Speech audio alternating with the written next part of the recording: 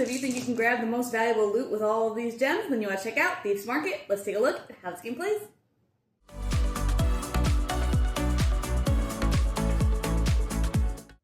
In this game, players are trying to have the most points at the end of the game, and they will do that by having the best loot.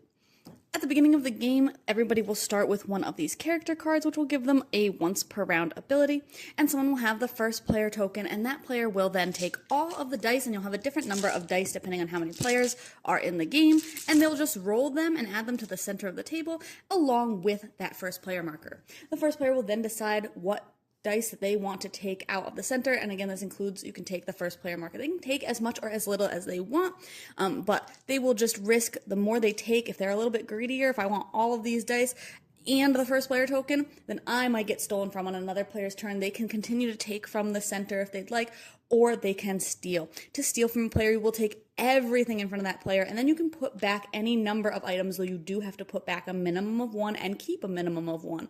If you do put back any dice, so maybe I didn't want these 2 dice if I stole, but I didn't want the other player to have them anyway, so I would just re-roll them back into the center, and then I would keep everything that I wanted to keep. And players will keep going around, taking from the center or stealing and putting things back until everybody has something in front of them. Once that happens, then that loot phase will end, even if there is still leftover dice in the center. And then players move into the market phase. At the beginning of the game, we start with 5 market cards out in the center, and after the first round, we will add in 4 heist cards, which are a little bit better than those market cards, and after the second round, we will add in 3 relic cards, which again are a little bit better, and these also will trigger the end of the game eventually when somebody has 3 relic cards. After the second round, then we'll refill all of the rows every single time that we need to refill.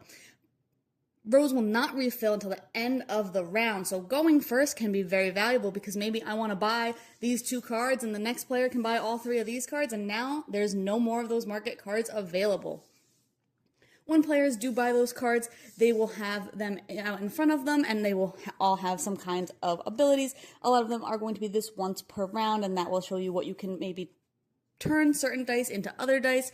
Some of them will have this infinity symbol, which will say you can do it as much as you'd like. So I can turn a white or a blue die into points as many times as I want. So I'm going to try and collect a lot of those.